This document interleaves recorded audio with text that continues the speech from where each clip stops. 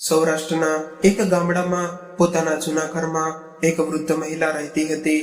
એનું આ દુનિયામાં કોઈ ન હતું. આસપાસમાં રહેવાવાળા લોકો એને ખાવા પીવાનું આપતા હતા અને આવી રીતે એનું જીવન વ્યતીત થઈ રહ્યું હતું. પરંતુ અચાનક એક દિવસ સવારમાં એક ખૂબ જ મોંઘી કાર એના દરવાજા પાસે આવીને ઊભી રહી. એ ગાડીમાંથી એક યુવાન છોકરો બહાર નીકળ્યો, જેણે ખૂબ મોંઘા કપડાં પહેર્યા હતા અને એ સીધો જ ઘરની અંદર આવ્યો. અંદર આવીને જોયું તો આ વૃદ્ધ મહિલા ઘરનું કામ કરી રહ્યા હતા. ત્યારે જ એ યુવાન એના પગમાં પડી ગયો અને રડવા લાગ્યો અને રડતા રડતા કહેવા લાગ્યો કે તમારા કારણે મારું જીવન બદલાઈ ગયું છે. અચાનક આ યુવાનને પોતાના ઘરમાં આવેલો જોઈને વૃદ્ધ મહિલા મૂંઝવણમાં પડી ગયા અને વિચારવા લાગ્યા કે આ છોકરો કોણ હશે અને મેં એની જિંદગી કેવી રીતે બદલી નાખી. કોણ હતો એ છોકરો અને શું હતી આ વૃદ્ધ મહિલાની કહાની? બધી જ હકીકત જાણવા માટે આ વિડીયોને અંત સુધી ધ્યાનથી સાંભળજો. મિત્રો, આ કહાની ગુજરાત રાજ્યના એક નાનકડા ગામડામાં રહેતી એક વૃદ્ધ મહિલાની કહાની છે, જેનું નામ કમળાબેન હતું. એના પતિનું નામ રમેશભાઈ હતું. એ બંને પતિ પત્ની મજૂરી કામ કરીને પોતાના ઘરનું ગુજરાન ચલાવતા હતા. ધીમે ધીમે સમય વીતવા લાગ્યો અને એના લગ્નના 5 વર્ષ થઈ ગયા, પરંતુ હજુ સુધી એને કોઈ સંતાન નહોતું.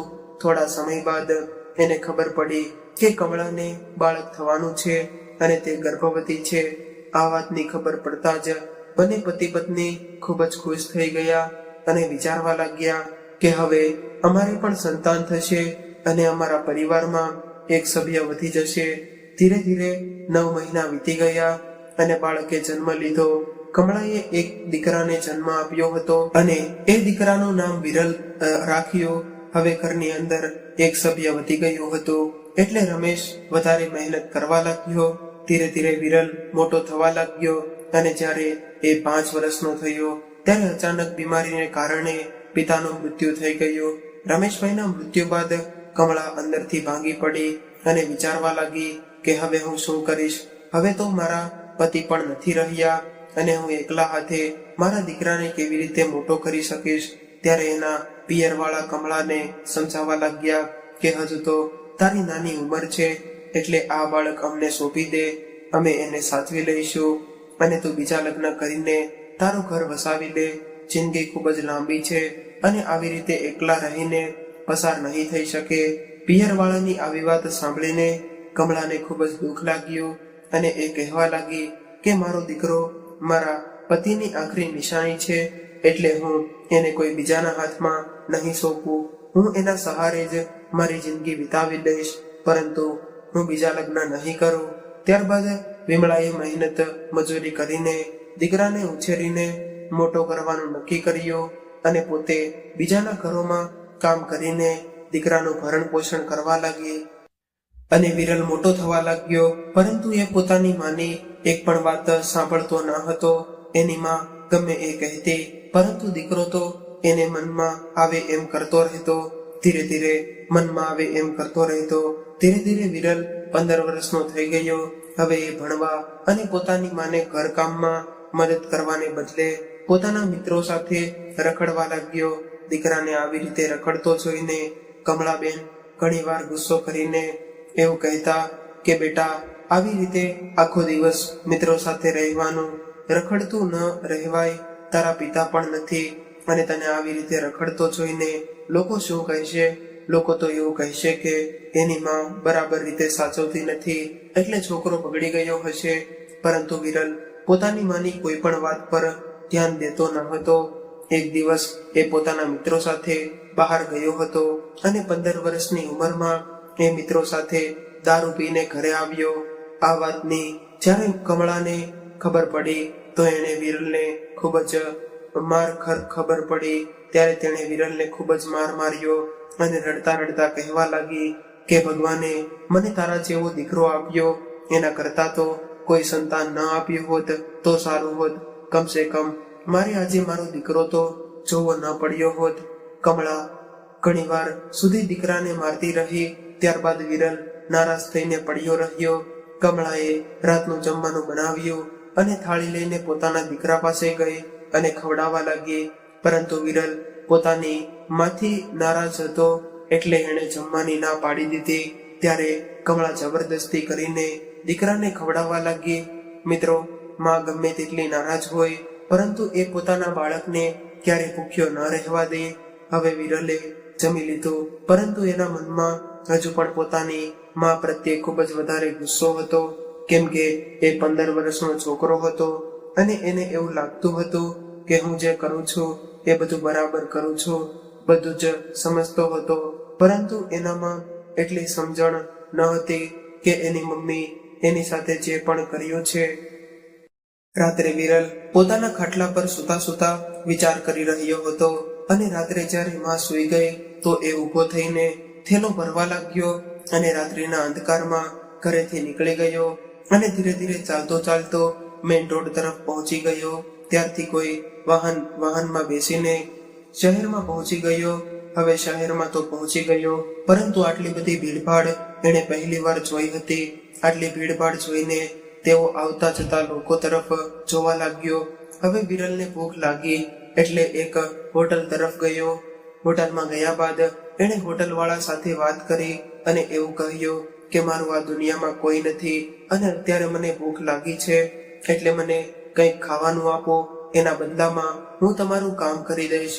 એટલે હોટલ મેનેજરે પહેલા તો ના પાડી દીધી અને એવું કહ્યું કે મને બાળકોને કામ પર રાખવા ન રાખવા. પરંતુ વિરલ ખૂબ જ વિનંતી કરવા લાગ્યો અને કહેવા લાગ્યો કે મને ખૂબ જ ભૂખ લાગી છે એટલે મને કંઈક ખાવાનું આપો.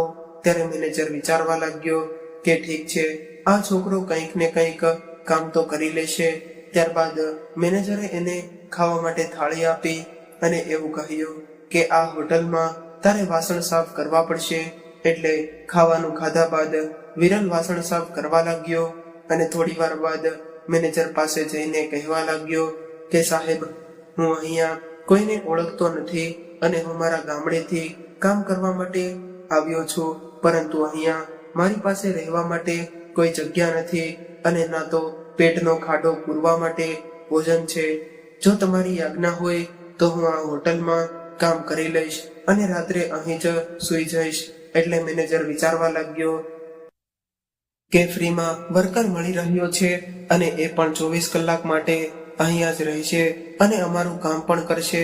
એટલે એ કહેવા લાગ્યો કે ઠીક છે, તું એવું કરી શકે છે, તને ખાવા માટે ખાવાનું મળશે અને રહેવા માટે હોટલ મળશે, પણ તારે સારી રીતે કામ કરવું પડશે.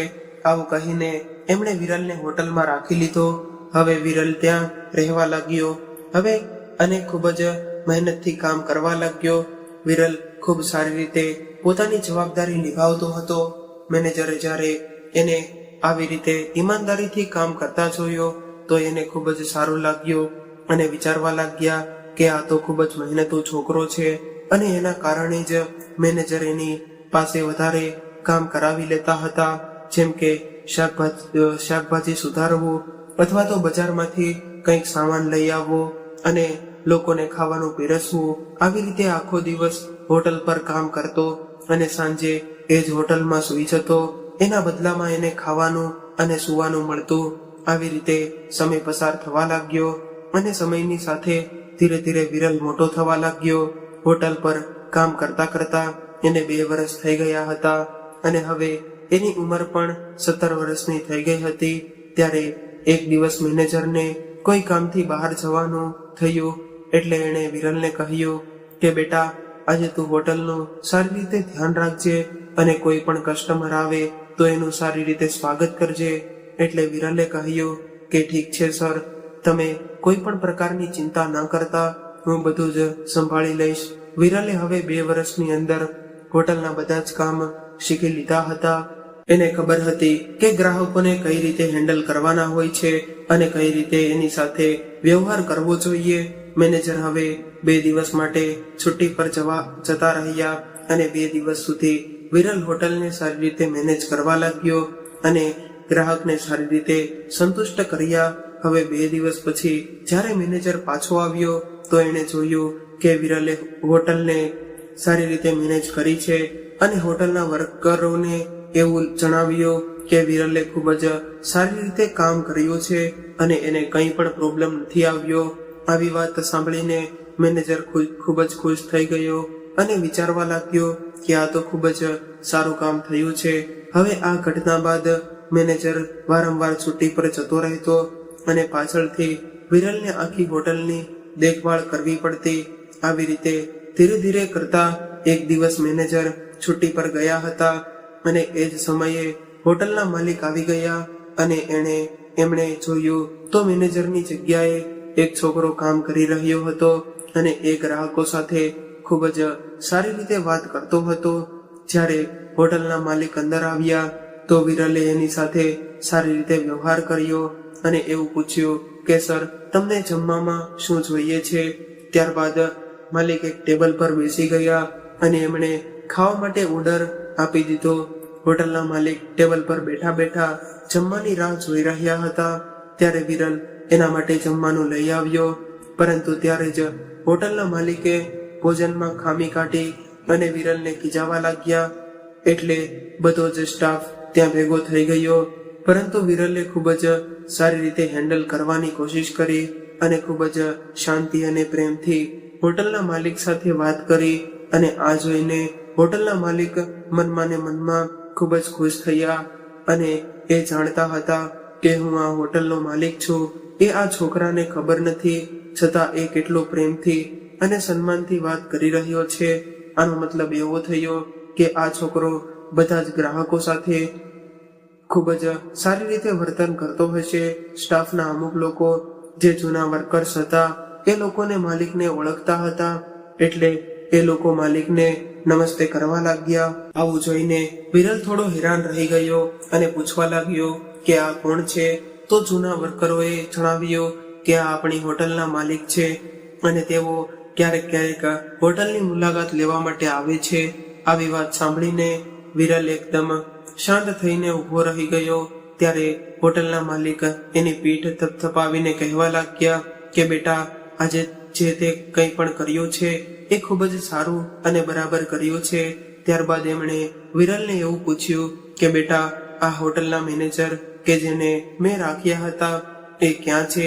એટલે બધા જ સ્ટાફ વાળાઓએ કહેવા લાગ્યા કે એ તો વારંવાર છુટ્ટી પર જતા રહે છે અને એ છુટ્ટી પર જાય ત્યારે વિરલને જ કામ સોંપીને જાય છે અને વિરલ આપણી હોટલની અંદર જ રહે છે. હોટલ માલિકે વિરલનું કામ તો જોઈ લીધું હતું અને એની મજબૂરી પણ સમજી લીધી હતી કે એની પાસે રહેવા માટે ઘર નથી અને એ ખૂબ જ ઈમાનદારીથી કામ કરે છે. થોડી વાર બાદ હોટલ માલિકે એના મેનેજરને ફોન કર્યો અને એવું કહ્યું કે આજ પછી તમારે મારી હોટલમાં આવવાની કોઈ જરૂર નથી, કેમ કે મેં એક બીજો મેનેજર રાખી લીધો છે. ત્યારબાદ હોટલના માલિકે વિરલને હોટલમાં મેનેજર બનાવી દીધો અને એવું કહ્યું કે બેટા, તું ખૂબ મહેનતથી અને ઈમાનદારીથી કામ કરજે. આટલું કહીને માલિક ત્યાંથી નીકળી ગયા, કેમ કે એને બીજી પણ ઘણી બધી હોટલો હતી, પરંતુ બધી જ હોટલોમાં જે હોટલોનો મેનેજર વિરલ હતો એ હોટલ ખૂબ વધારે પ્રગતિ કરવા લાગી. એ હોટલમાં ખૂબ વધારે ગ્રાહક આવવા લાગ્યા અને એની નામના દિવસે ને દિવસે વધવા લાગી. આ બધું જોઈને હોટલના માલિક હેરાન રહી ગયા અને વિચારવા લાગ્યા કે આ છોકરો ખૂબ હોશિયાર છે અને એના કારણે જ મારી હોટલમાં આટલી સારી પ્રગતિ થઈ રહી છે અને આટલા બધા ગ્રાહકો હોટલ પર આવી રહ્યા છે. એક દિવસ માલિકે એને પોતાના ઘરે બોલાવ્યો, એટલે વિરલ માલિકના ઘરે પહોંચ્યો. હોટલ માલિકનું ઘર ખૂબ જ આલિશાન હતું. પાર્કિંગમાં ઘણી બધી ગાડીઓ પડી હતી અને આટલા મોટા ઘરમાં માલિક અને એની પત્ની બંને એકલા રહેતા હતા.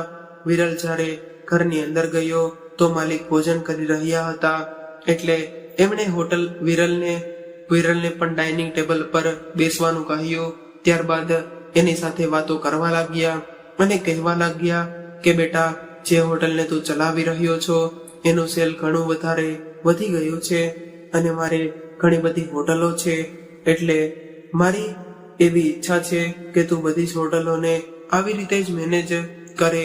આવી વાત સાંભળીને વિરલ ખૂબ જ ખુશ થઈ ગયો અને પોતાના માલિકના મોઢેથી પોતાની પ્રશંસા સાંભળીને કહેવા લાગ્યો કે ઠીક છે સાહેબ, જેવી તમારી ઈચ્છા. ત્યારબાદ વિરલ એની બધી જ હોટલની સારી રીતે દેખરેખ કરવા લાગ્યો અને બધી જ હોટલોનું કામ પોતે જ જોવા લાગ્યો. હવે હોટલની અંદર કોઈ નવો સ્ટાફ ભરતી કરવાનો હોય અથવા તો કોઈ પણ પ્રકારનું બીજું કામ હોય, એ બધા જ કામોની દેખરેખ વિરલ કરતો. ધીરે ધીરે સમય વીતવા લાગ્યો અને વિરલ 22 વર્ષનો થઈ ગયો.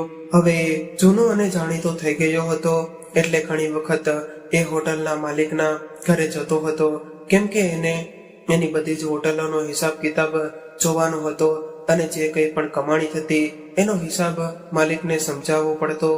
એટલે એને માલિકના ઘરે જવું પડતું. પરંતુ એ જ્યારે પણ માલિકના ઘરે જતો ત્યારે માલિક અને તેના પત્ની પણ ખૂબ જ પ્રેમથી બેસાડીને વાતો કરતા, કેમ કે વિરલ ખૂબ જ મહેનતુ હતો અને માલિકને ખૂબ જ માન સન્માન આપતો હતો.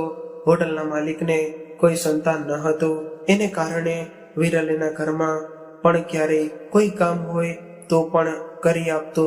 આવી રીતે ધીરે ધીરે સમય વીતવા લાગ્યો અને એક દિવસ હોટલના માલિક અને એના પત્ની એકબીજા સાથે વાતો કરી રહ્યા હતા કે આ છોકરો ખૂબ જ સારો છે અને હોશિયાર છે, એટલે આપણે એને દત્તક લઈ લઈએ તો કેવું રહેશે. ત્યારે હોટલના માલિકે કહ્યું કે નહીં, હજુ એ ટાઈમ નથી આવ્યો, જ્યારે ટાઈમ આવશે ત્યારે આપણે તેને દત્તક લઈ લઈશું. ત્યારબાદ થોડા સમયમાં જ હોટલના માલિકની પત્નીનું મૃત્યુ થયું. એટલે માલિક ખૂબ જ ભાંગી પડ્યા અને દુઃખના કારણે તેઓ ઘણી વખત બીમાર રહેવા લાગ્યા. એટલે એમણે વિરલને કહ્યું કે બેટા, હવે તું હોટલમાં ન રહેતો, પરંતુ હવે તું મારા ઘર પર આવી જજે અને અહીંયા રહેજે, કેમ કે હું એકલો પડી ગયો છું અને મારે કોઈ સંતાન નથી, એટલે તું મારી પાસે રહીશ તો મને થોડું સારું લાગશે. માલિકની આવી વાત સાંભળીને વિરલ પણ એની વાતમાં સંમત થયો. ત્યાં જ એના ઘરમાં રહેવા લાગ્યો. સવારમાં એ પોતાના કામ પર જતો રહેતો અને આખો દિવસ હોટલને સારી રીતે સંભાળતો અને સાંજે પાછો માલિકની પાસે આવી જતો. પરંતુ હવે માલિકની તબિયત દિવસે ને દિવસે બગડવા લાગી હતી અને એનો બીમાર રહેવા લાગ્યા હતા, કેમ કે એની પત્નીના મૃત્યુ બાદ એને ખૂબ જ આઘાત લાગ્યો હતો, જેને કારણે તેઓ ભાંગી પડ્યા હતા. પરંતુ વિરલને એનું ખૂબ જ સારી રીતે ધ્યાન રાખતો હતો.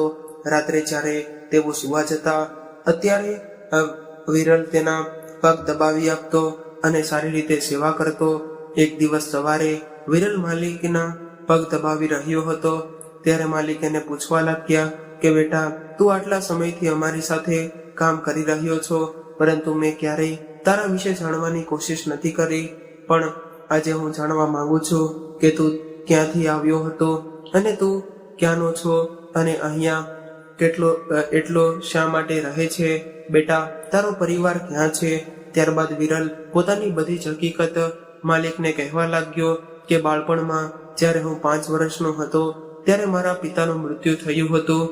ત્યારબાદ મારી માએ મને એકલા હાથે ઉછેરીને મોટો કર્યો, પરંતુ મેં ક્યારેય પણ મારી માને સમજી નહીં અને હું મારા મિત્રોની સાથે રખડતો રહેતો. 15 વર્ષની ઉંમરમાં હું એક દિવસ દારૂ પીને ઘરે આવ્યો અને માએ મને ખૂબ જ માર્યો હતો. એના કારણે જ હું મારું ઘર છોડીને સીધો જ આ શહેરમાં આવ્યો હતો અને ત્યારથી જ હું અહીંયા કામ કરી રહ્યો છું.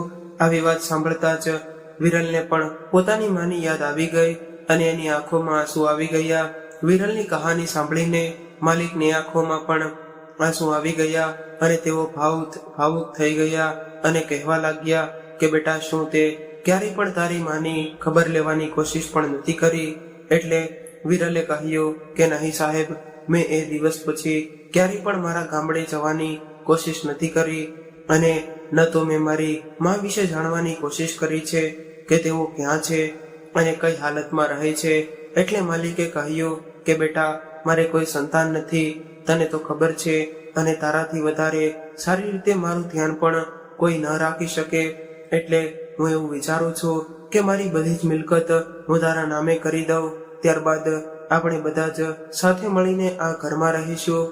એટલે તું એક વખત તારા ગામડે જઈને તારી માને પણ અહીંયા લઈ આવ.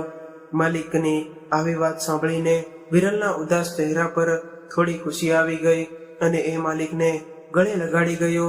ત્યારબાદ કહેવા લાગ્યો કે માલિક, શું હું તમને બાપુજી કહીને બોલાવી શકું?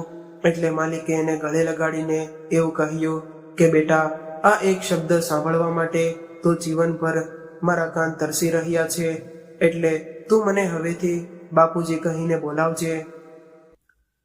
બીજા દિવસે સવારમાં હોટલના માલિક વિરલને પોતાની સાથે લઈ ગયા અને વકીલને મળીને પોતાની બધી જ મિલકત વિરલના નામે કરી નાખી. ત્યારબાદ વિરલ અને માલિક ઘરે આવ્યા. ઘરે આવીને માલિકે વિરલને એવું કહ્યું કે તો ખબર રહે છે કે એટલે તું આમાંથી કોઈ પણ ગાડી લઈ જા અને તારી માને તારી સાથે લઈ આવ. ત્યારબાદ વિરલ સારી રીતે તૈયાર થઈને એક ગાડી લઈને પોતાની સાથે ડ્રાઈવર લઈને સીધો જ પોતાના ગામડા તરફ નીકળી ગયો. 8 કલાકની મુસાફરી કર્યા બાદ એ પોતાના ગામડે પહોંચી ગયો.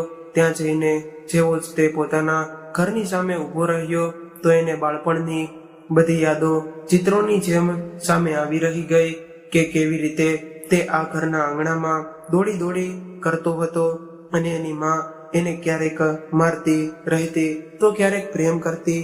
અને આ બધી વાતો વિચાર્યા બાદ તેની આંખોમાંથી આંસુ નીકળવા લાગ્યા. અને જેવો જ તે ગાડીમાંથી બહાર નીકળ્યો તો ગામના લોકો જોવા લાગ્યા કે આટલી મોટી ગાડીમાં કોણ આવ્યું છે. ત્યારબાદ વિરલ સીધો જ પોતાના ઘરે પહોંચી ગયો અને ઘરની હાલત જોઈ તો ખૂબ તૂટેલી ફૂટેલી હતી. નાનકડો એવી એક રૂમ હતો અને એ રૂમની દિવાલોની ઘણી બધી ઈંટો પણ બહાર નીકળી ગઈ હતી. ઘર ખૂબ જ દયનીય સ્થિતિમાં હતું. વિરલે અંદર જઈને જોયું તો એની માં કમળાબેન કંઈક કામ કરી રહ્યા હતા અને જોઈને એકદમ પોતાની માના પગમાં પડી ગયો અને કહેવા લાગ્યો કે જો તમે મારી સાથે એવું ન કર્યું હોત તો આજે હું આ જગ્યા પર ન હોત.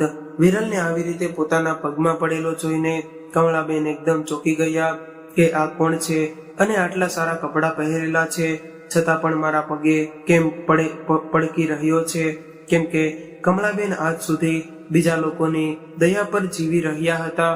આડોશ પાડોશમાં રહેવા વાળા લોકો ખાવાનું આપી જતા અને એ જ ભોજન ખાઈને કમળાબેન પોતાનું ગુજરાન ચલાવતા હતા. ક્યારેક કોઈ કામ મળી જતું તો થોડા રૂપિયા કમાઈને એનાથી પોતાની બીમારીનો ઈલાજ કરાવતા અને આવી રીતે એ પોતાનું જીવન વ્યતીત કરી રહ્યા હતા. ત્યારબાદ એણે વિરલને પોતાના પગમાંથી ઊભો કર્યો અને કહેવા લાગ્યા કે બેટા તું કોણ છો. એટલે વિરલ પોતાની માને ગળે લાગી ગયો અને કહેવા લાગ્યો કે માં, હું તારો વિરલ છું જે 10 વર્ષ પહેલા અહીંયાથી ગયો હતો. એ જેવું જ કમળાબેને વિરલને નામ સાંભળ્યો તો એ હેરાન રહી ગયા. કેમ કે જ્યારે વિરલ ઘરેથી નીકળી ગયો હતો ત્યારબાદ એની માએ એને શોધવાની ખૂબ કોશિશ કરી હતી, પરંતુ 3-4 વર્ષ સુધી જ્યારે એ વિરલને શોધી ન શકી એટલે થાકી હારીને એણે પોતાના દીકરાને શોધવાનું બંધ કરી દીધું હતું અને એવું સમજી લીધું હતું કે મારો દીકરો મરી ગયો હશે અથવા તો હવે એ મારા જીવનમાં ફરીવાર ક્યારેય પાછો નહીં આવે. પરંતુ જેવો જ આજે 10 વર્ષ બાદ પોતાના દીકરાને જોયો તો એકદમ ભાવુક થઈ ગયા અને જોરથી રડવા લાગ્યા અને પોતાના દીકરાને ભેટી પડ્યા અને કહેવા લાગ્યા કે બેટા, તે મારી સાથે સારું નથી કર્યું. મારા જીવનના 10 વર્ષ આવી રીતે જ તારા વિલાપમાં વીતી ગયા અને અત્યારે મારી ખૂબ જ ખરાબ હાલત છે. ત્યારબાદ વિરલ ઘરની અંદર ગયો તો ગામના લોકો કમળાબેનની મદદ કરતા હતા. એ લોકો પણ ઘરની અંદર ભેગા પડીને કે કમળાબેનને દીકરો આવ્યો છે જે 10 વર્ષ પહેલા એને છોડીને જતો રહ્યો હતો. તો આ બધા જ લોકોના ચહેરા પર એક ચમક આવી ગઈ અને તેઓ વિચારવા લાગ્યા કે ચાલો સારું થયું કે બિચારી કમળાબેનની વૃદ્ધાવસ્થામાં એની વૃદ્ધાવસ્થાનો સહારો પાછો આવી ગયો. ત્યારબાદ પોતાની આંખોના આંસુ લૂછીને કમળાબેન પોતાના દીકરાને પૂછવા લાગ્યા કે બેટા, તું ક્યાં જતો રહ્યો હતો અને આજે તું આટલો મોટો માણસ કેવી રીતે બની ગયો. એટલે વિરલે પોતાની બધી જ કહાની માને અને ગામના લોકોને સંભળાવી દીધી. વિરલની કહાની સાંભળીને ગામના લોકોની આંખોમાં પણ આંસુ આવી ગયા અને માં વિચારવા લાગી કે મારા દીકરાને કેવા દિવસો જોવા પડ્યા હતા અને એ બધી જ મુશ્કેલીઓમાંથી પસાર થઈને મારો દીકરો આજે કેટલો મોટો માણસ બની ગયો છે. ત્યારબાદ વિરલે કહ્યું કે માં, મારી સાથે ચાલો, હું તમને મારી સાથે લઈ જવા આવ્યો છું. એટલે માએ કહ્યું કે બેટા, હવે આ વૃદ્ધાવસ્થામાં હું ક્યાં આવીશ, એટલે મને અહીંયા જ રહેવા દે, કેમ કે જ્યારે તું નહોતો અને મારી હાલત ખરાબ હતી તો આ ગામડાના લોકોએ જ મને સહારો આપ્યો હતો, અને હું એવું નથી ઈચ્છતી કે આ લોકોને મૂકીને અહીંથી જતી રહું. એટલે વિરલ જીદ કરવા લાગ્યો કે માં, મારે મારા માલિક સાથે તમારી મુલાકાત કરાવવી છે, અને મારા માલિક પણ તમને મળવા માંગે છે. એમણે તો મને એવું કહ્યું છે કે તું તારી માને તારી સાથે લઈને આવજે. ત્યારબાદ વિરલની માં એની સાથે જવા માટે તૈયાર થઈ ગઈ, અને બધા જ ગામના લોકોએ કમળાબેનને વિદાય આપી. ત્યારબાદ દીકરાની સાથે કારમાં બેસીને કમળાબેન નીકળી ગયા. વિરલ પોતાની માને લઈને પોતાના માલિક પાસે પહોંચી ગયો, અને જ્યારે વિરલ નો માલિક એને મળ્યો, એની માને મળ્યો, તો એને પગે લાગીને કહેવા લાગ્યો કે તમે તમારા દીકરાને ખૂબ જ સારા સંસ્કાર આપ્યા છે. આવું સાંભળીને વિરલની માની આંખોમાં હરખના આંસુ આવી ગયા. ત્યારબાદ વિરલની માં અને એના માલિક તેમજ વિરલ બધા જ ખૂબ જ સુખી શાંતિથી રહેવા લાગ્યા. હવે કમળાબેન ક્યારેક ક્યારેક ગામડે જતા રહેતા, પરંતુ સારી રીતે કારમાં બેસીને અને સારા એવા કપડાં પહેરીને જતા હતા. તો મિત્રો, આ વાર્તા એક એવા દીકરાની છે જેને ખરાબ રસ્તે જવાથી રોકવા માટે એની માએ એને ખૂબ જ માર માર્યો હતો. એને કારણે જ દીકરો ઘર મૂકીને ભાગી ગયો હતો, અને એ ખબ સારો માણસ પોતાના ગામડે પાછો આવ્યો હતો.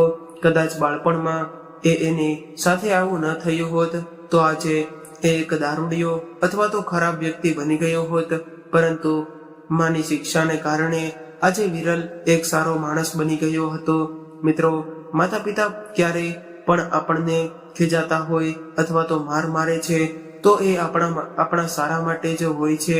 એટલે એના મારને પણ તેનો પ્રેમ સમજીને હંમેશા માટે એની વાત માનવી જોઈએ, જેથી કરીને આપણે આપણા જીવનમાં આગળ વધી શકીએ. તો મિત્રો, આજની કહાની તમને કેવી લાગી કોમેન્ટમાં જરૂરથી જણાવજો, અને પસંદ આવી હોય તો વિડીયોને લાઈક, શેર, અને નવા હોય તો ચેનલને જરૂરથી સબસ્ક્રાઇબ કરજો.